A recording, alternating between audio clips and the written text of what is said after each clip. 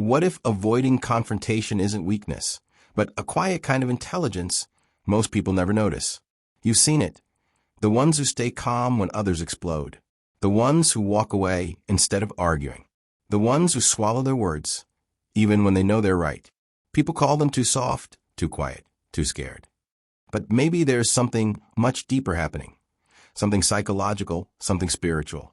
Because behind that silence is not always fear. Sometimes it's exhaustion. The kind that comes from holding peace for everyone else. Sometimes it's emotional wisdom. The quiet knowing that not every battle deserves your energy. And sometimes it's pain, the kind that forms when, as a child, speaking up meant being punished, ignored, or unloved. In this video, we're going deep into the psychology of people who avoid confrontation, not to label or fix them, but to understand them. Because once you truly see what's happening underneath that calm exterior, you'll never judge silence the same way again. So stay with me till the end. This might just explain something about you.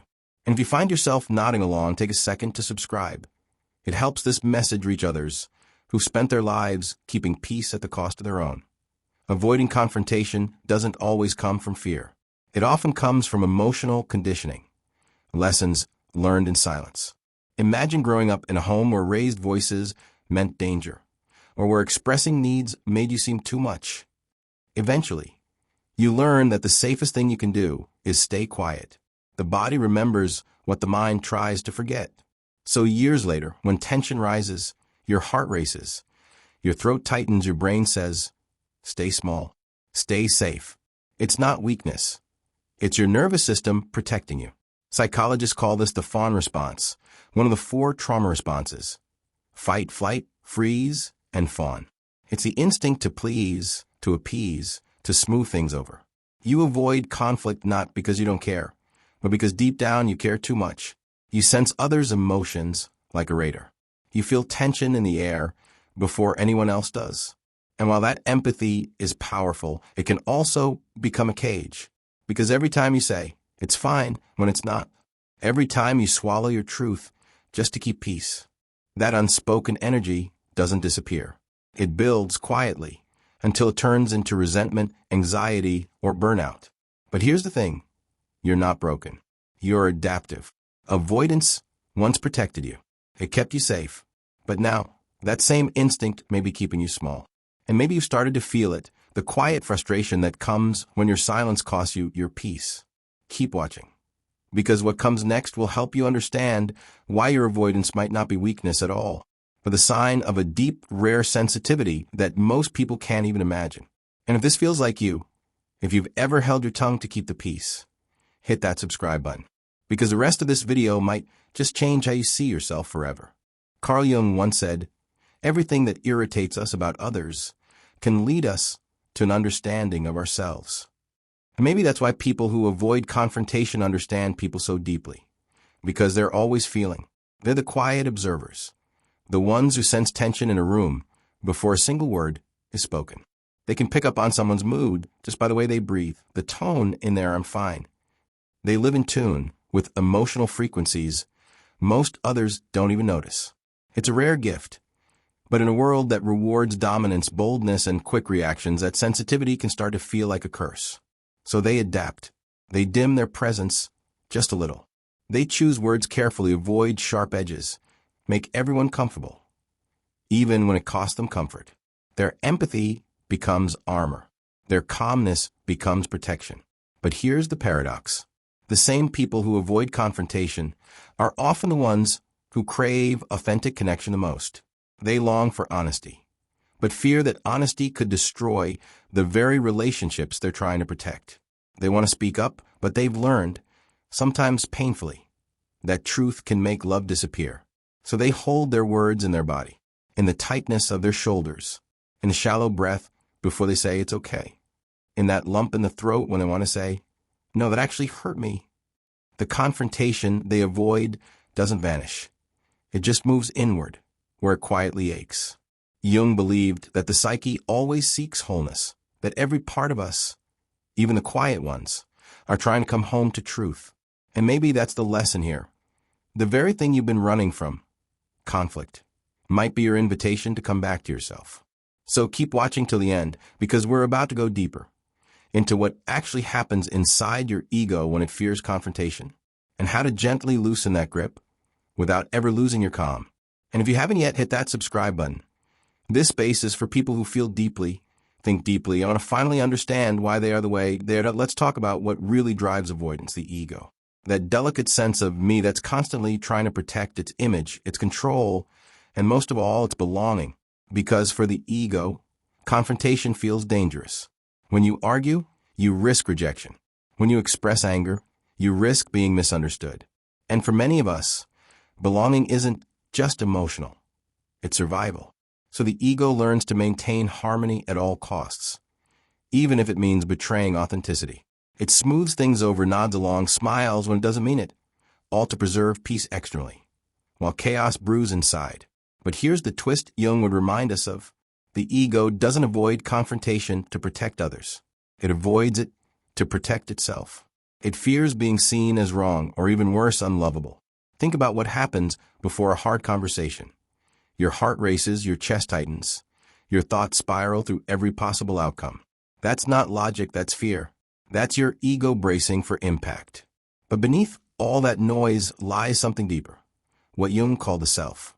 It's the part of you that knows truth doesn't destroy peace. It creates it. It's the quiet, wise voice that whispers. You don't have to fight to be heard. You just have to stop hiding. And the moment you notice that your silence comes not from peace, but from fear, something shifts. That awareness itself weakens the ego's grip. Because what we observe, we no longer unconsciously obey. You don't need to force confrontation.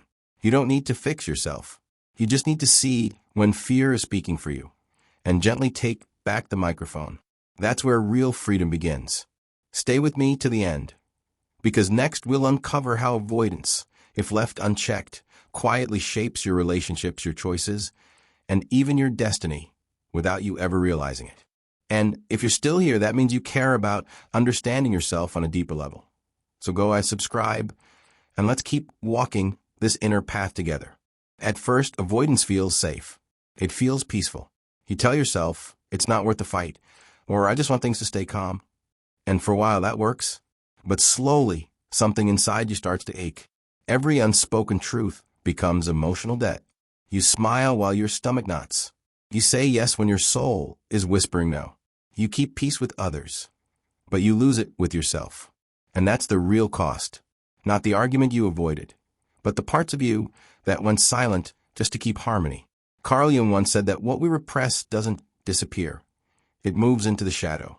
And what hides in the shadow doesn't stay hidden. It seeps out, sometimes as passive aggression, sometimes as exhaustion, sometimes as a quiet sadness you can't explain.